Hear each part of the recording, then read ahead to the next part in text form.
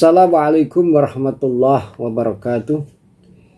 Alhamdulillahirabbil alamin. Wassalatu wassalamu ala asyrafil anbiya wal mursalin wa ala alihi wa ashabihi ajmain, amma ba'd. Para pemirsa, sebagai sesama manusia dan sebangsa setanah air rahimakumullah. Alhamdulillah, kita masih diberi kesempatan, kita bisa berjumpa kembali pada episode yang ke-11, literasi dengan kajian kitab kuning berdasar pada kitab As-Siyasah Abil Isyarah fi Tadbiril Imarah karya Abu Bakar Muhammad Al-Maradi, sebuah kitab yang membahas tentang pentingnya literasi, dan kitab ini ditahqiq atau diedit, diperkuat atau disahkan oleh seorang cendekiawan muslim asal Mesir, Dr. Sami Ali-Nasr. Beliau dikenal sebagai sosok pemikir, banyak menghasilkan karya-karya tentang pemikiran, filsafat, dan kajian keislaman yang begitu komprehensif. Nah, kitab ini merupakan juga hasil dari editing Dr. Sami Ali-Nasr, sehingga dengan tahqiq tersebut menandakan bahwa kitab ini sangat layak untuk dikaji, apalagi terkait dengan literasi sebagai sebuah kemampuan untuk membaca, menulis. Itu asal katanya, asal maknanya. Literasi itu adalah kemampuan untuk membaca dan menulis. Tapi tidak hanya berhenti di situ saja. Literasi berarti mampu menganalisis, mengevaluasi, mengkritisi, kemudian menyimpulkan. Ketika kita membaca buku, kita harus mempunyai daya literasi yang baik. Bukan hanya sekedar membaca, tetapi juga membutuhkan kemampuan kritis evaluasi, dan akhirnya bisa menyimpulkan. Tentang literasi ini sudah banyak dicontohkan oleh para cendekia muslim terdahulu. Mereka ini betul-betul sosok-sosok yang begitu kuat dalam berliterasi. Mereka membaca, kemudian menulis kitab, kemudian kitab itu dikritisi, dievaluasi, ditahqiq oleh ulama-ulama setelahnya. Misalnya, kita kenal dalam tradisi literasi di kalangan muslim itu ada istilah matan. Matan itu ya kalimat-kalimat atau teks, ya, nas yang tertulis di situ. Kemudian matan itu disyarai, diberi penjelasan secara lebih luas. Dan juga ada istilah hasyiah. Hasyiah itu catatan pikir, catatan kaki. Mungkin seperti penulis Gunawan Muhammad yang menulis catatan pinggir, ya, setiap majalah Tempo terbit. Nah, itu ada hasyiah juga. Dan tradisi itu terus-menerus dilakukan oleh para ulama hingga sekarang ini. Jadi ketika kitab atau buku itu muncul, selalu ada ulama berikutnya yang memberikan syarah. Ada juga yang memberikan hasyiah, catatan-catatan, dan juga tahqiq untuk mengevaluasi, membaca ulang, sehingga ditetapkan bahwa sebuah kitab itu sudah tepat dan layak untuk dikaji, seperti hanya kitab yang kita kaji ini. Kita sebenarnya dengan kajian literasi ini sedikit mengingatkan pada saya dan kita semua bahwa tradisi literasi di kalangan Muslim itu sudah terjalin sebegitu ketat, sebegitu akademis, atau istilahnya sebegitu rigorus ya akademis dan ketat ya, mengikuti standar-standar keilmiahan yang memang sudah ditetapkan. Jadi tidak sembarang para ulama atau cerdik cendekia Muslim itu menulis ya, apa yang ditulis itu harus siap untuk dievaluasi. Ya, tradisi literasi ini yang perlu kita teladani, kita warisi. Kita mungkin tidak perlu melakukan upaya yang frontal dulu, artinya secara gradual, tadrij, secara bertahap. Yang penting bagaimana kita mau membaca dulu, membaca dan membaca sebagai perwujudan dari perintah Iqra dalam Al-Qur'annya. Kemudian kita juga menulis, itu juga perintah Al-Qur'an. Apa yang kita dapati sekarang, berbagai ilmu pengetahuan tidak lepas dari tasalsul dari pemikiran orang-orang terdahulu, dan itu masih banyak juga yang konteks dengan situasi sekarang ini. Seperti halnya kitab ini, walaupun ditulis pada abad 11, tetapi beberapa halnya atau banyak hal yang bisa kita peroleh dari kitab ini yang sesuai dengan kondisi sekarang. Misalnya seruan untuk membaca dan belajar, itu merupakan seruan yang abadi. Bahkan sebelum Masehi, seruan itu sudah ada, sudah muncul di lingkungan para bijak besari atau filosof di Yunani kuno yang hidup sebelum Masehi. Misalnya ada satu hal yang menarik, kata-kata seorang bijak besari Cicero. Dia mengatakan bahwa rumah tanpa buku atau perpustakaan itu diibaratkan tubuh tanpa jiwa. Kata-kata ini terucap sebelum Masehi. Bayangkan, kita di sini kan menjadi tersadarkan untuk membangun sebuah masyarakat yang ilmiah, yang literate, membutuhkan langkah dari mulai yang kecil, dari unit keluarga, kemudian ke masyarakat secara luas, kemudian secara lebih luas lagi dalam kehidupan berbangsa dan bernegara. Dari unit terkecil yaitu keluarga, kita bangun keluarga yang ilmiah, punya perpustakaan di rumah, kemudian orang tua bersama anak-anak membaca dan belajar. Itu merupakan langkah peradaban yang harus diwujudkan untuk membangun kehidupan yang ilmiah, kehidupan yang berkeadaban, berperadaban. Ini kerja peradaban yang harus kita mulai terus-menerus.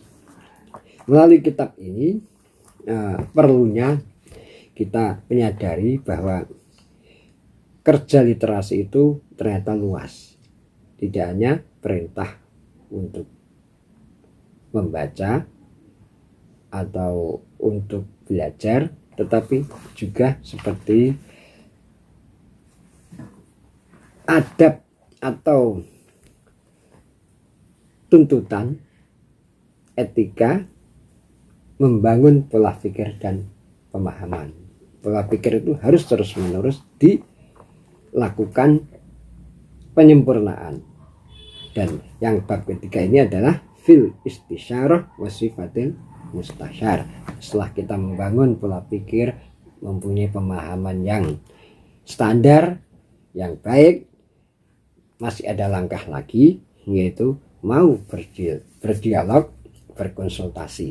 Di sini disebutkan dialog, konsultasi, dan sifat-sifat orang yang harus diajak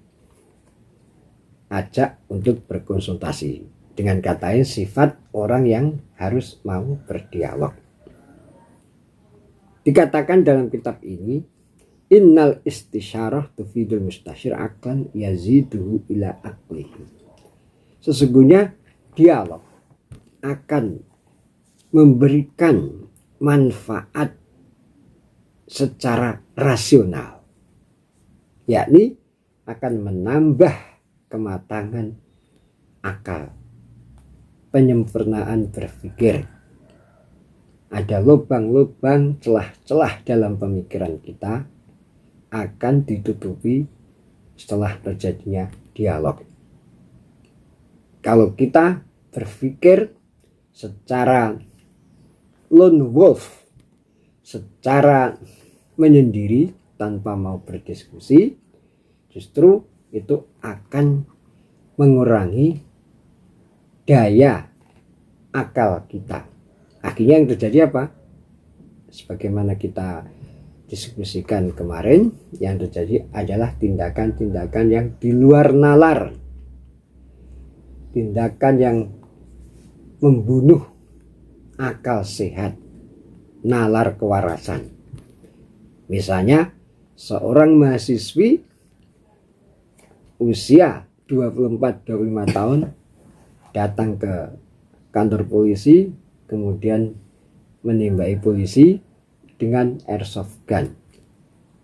Ini karena apa? Dia dapat pengaruh doktrin, menganggap polisi atau yang lainnya sebagai tauhid, kafir, dan sebagainya. Dia hanya membaca, atau mungkin tidak pernah membaca, hanya nonton YouTube orang-orang yang keras, yang berusaha untuk memprovokasi seperti itu, dan itu dipikir sendiri dalam pojok kamarnya, menyendiri tanpa dialog. Contoh lagi, misalnya dulu 2016 kita dikejutkan sepasang suami istri yang melakukan bom bunuh diri. Ini benar-benar di luar akal sehat kita. Kita mungkin sulit sebagai orang normal untuk menanggapi seperti itu ya. Dan ini dilakukan oleh orang yang terdidik, bukan orang yang hanya tamatan SD, SMP atau SMA, tapi sudah sarjana, orang yang bergaul secara sempit, walaupun dia punya level pendidikan yang baik. Mungkin dia juga terkena indoktrinasi, dan itu menghilangkan akal waras dia tanpa kritis, sehingga dia nekat sekeluarga melakukan itu bersama anaknya yang kecil. Termasuk juga yang terjadi bom di Makassar di depan gereja, dilakukan oleh sepasang suami istri. Itu juga fakta yang mencelekkan pikiran kita. Saya ingin menunjukkan melalui kitab ini, ternyata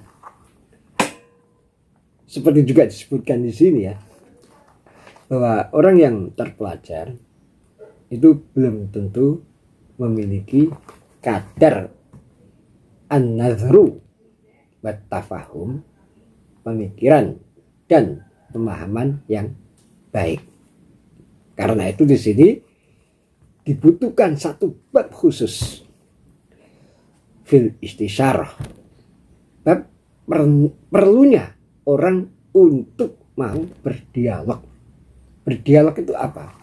Berdialog itu melepaskan diri kita, membuka pikiran kita, diri kita untuk berhadapan dengan orang lain, bermuajah, berinteraksi, saling berbagi. Kita menimba apa yang dipahami atau ilmu dari orang lain, dari guru kita, teman kita, dan lainnya. Dan itu akan justru seperti dikatakan tadi, yaziduhu ila aklihi. Dialog akan memberikan kematangan pada nalar kita. Di sini tidak disebutkan dialog akan menambah ilmu, tapi yang penting adalah dengan dialog itu akan memekarkan akal kita sehingga akal kita bisa tumbuh dengan sehat. Nah, para pemirsa, pada bab ini selanjutnya seperti kemarin kita sudah bahas bahwa diskusi atau dialog itu membutuhkan 4 hal. Kemarin sudah kita bahas sampai yang ketiga.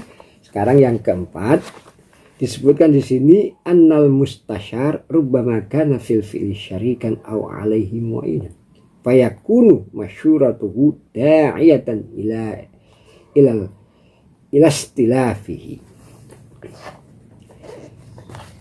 Orang yang mau berdialog mungkin dia punya teman sejawat yang menemani dia selalu dalam pencarian tersebut. Dan kalau terjadi seperti itu, maka dialognya, konsultasinya itu akan bisa saling memberikan. Saya punya teman yang selalu mendampingi saya atau sering bertemu atau sering diskusi, meskipun tidak tatap muka, mungkin cukup WA. Udah cukup ya, sekarang udah luar biasa enaknya kita hidup pada zaman sekarang ini, tidak harus datang, cukup melalui WA, bisa Zoom, bisa lainnya. Ya, teman ini kita ajak diskusi, dialog, kita tidak hanya sendiri. Ya, dalam proses untuk diskusi itu, teman yang demikian ini bisa menjadi bagian dari proses untuk dialog. Berarti kita tidak sendiri. Saya tidak memahami apa yang saya baca secara sendiri ya. Saya memahami bersama teman dialog saya, walaupun hanya satu orang, dan ini akan bisa memberikan saling sharing dan saring, sehingga tidak terjadi hal-hal yang mempersempit diri. Kalau saya hanya membaca sendiri, saya bisa terjebak dalam kesempitan. Apalagi buku yang saya baca itu buku-buku yang dalam tanda petik buku-buku yang sensitif, yang bisa membawa pada kita satu tindakan tertentu kalau kita tidak kritis dan evaluatif. Nah, ini dicontohkan teman itu menjadi bagian dari proses dialog. Wa igra'an lahu fi ma'unatihi. In kana al-fi'lu innama yaf'alu bi ra'yihi. Jadi dengan orang yang menjadi teman kita tersebut itu bisa membantu dalam proses dialog. Fi ma'unatihi, menolong. Seandainya pun perbuatan yang kita lakukan itu hanya dari hasil pemikiran kita.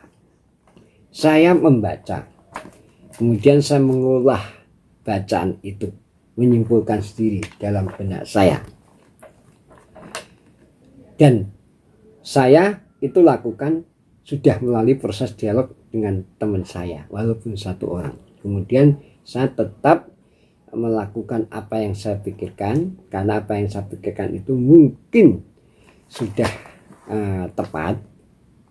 Nah, itu dikatakan di sini, walaupun kita bertindak sesuai pemikiran kita, tetapi pemikiran kita toh sudah didialogkan.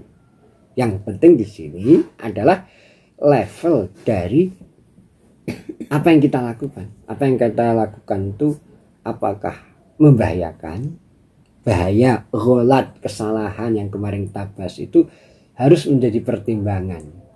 Kalau sekedar kita hanya ingin hal-hal yang ringan, misalnya apakah saya makan nasi atau cukup makan lauknya saja, karena saya takut penyakit diabetes dan lainnya.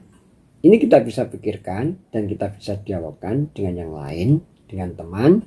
Nah ini kita bisa melakukan itu sesuai pendapat saya. Oke lah, saya sudah cocok untuk makan lauknya aja tanpa nasi, karena nasi itu karbohidrat, karbo itu banyak juga madorotnya kalau kebanyakan. Tapi kalau pada hal-hal yang sangat-sangat membutuhkan dialog, seperti hal-hal yang kita pikirkan itu bisa membahayakan, itu harus melalui proses dialog yang intensif.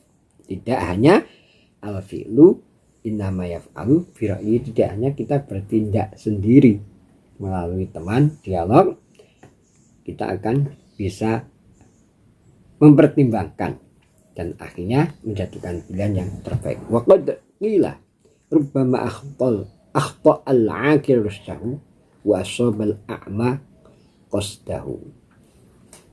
Dikatakan seorang yang berakal atau seorang yang sudah berpikir pada level tertentu itu seringkali salah atau jauh dari panduan yang benar.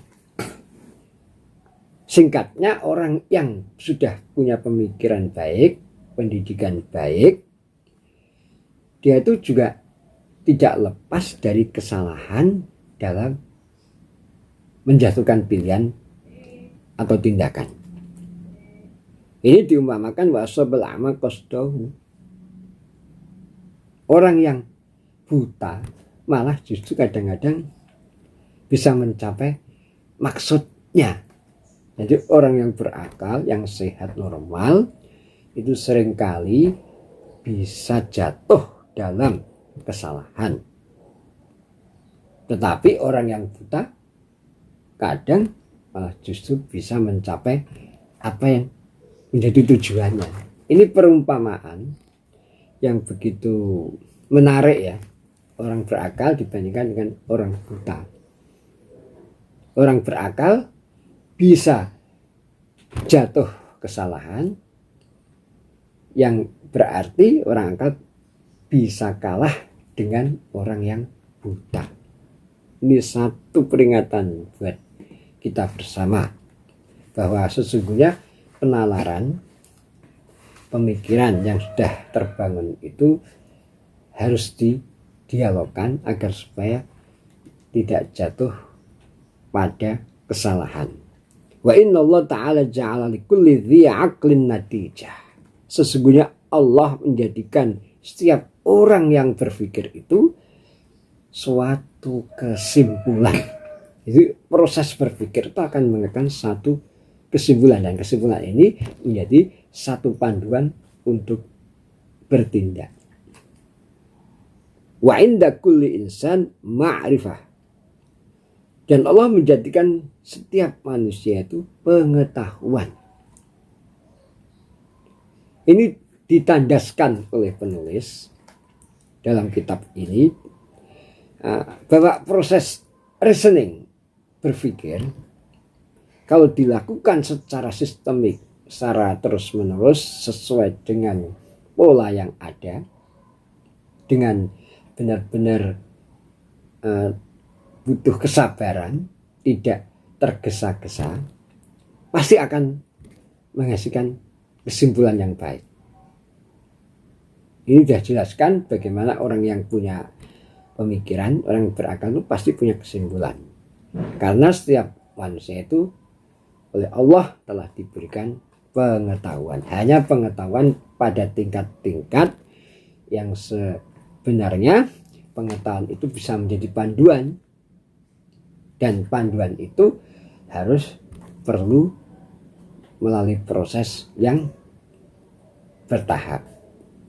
Dalam Al-Quran diistilahkan latar kabunna tomakon antomak, bahwa kita ini akan menjalani hidup ini secara tahap bertahap, tidak langsung kita mendapatkan sesuatu. Apapun proses hidup ini, saya kira kita semua sudah bisa memberikan contoh dan memahami. Nah, para pemirsa sebagai sama manusia, sebangsa dan setanah air, rahimahumullah, pada bab diskusi dan dialog ini kemudian kita bicarakan sepintas tadi. Yang keempat, supaya kita mau berdialog, tidak mengunci diri. Jelas di sini memberikan manfaat buat kita, hikmah bagi kita semua, bahwa proses dialog itu harus selalu dilakukan dalam kondisi dalam tujuan atau maksud atau pada tingkatan tertentu harus dilakukan. Ya, yang keempat ini dicontohkan kalau kita punya teman dialog, itu bisa menjadi bagian dari proses dialog dalam rangka mencapai pemahaman dan kebenaran yang baik. Sebaliknya, mafhum mukhalafahnya, supaya kita tidak terjebak dalam tindakan yang salah. Kita bisa berteman ini ditafsirkan teman secara fisik, tapi itu perlu dalam kondisi digital ini. Meskipun kita biasa berteman dengan HP kita yang tidak pernah jauh dari tubuh kita, tapi teman yang fisik itu harus tetap punya. Kita tidak hanya bisa berkeluh kesah dengan Mbah Google, itu berbahaya. Jadi itu maksud dari nomor 4, proses untuk dialog. Demikian para pemirsa, kajian singkat dan sederhana ini semoga bermanfaat. Akhirul kalam, wassalamualaikum warahmatullahi wabarakatuh.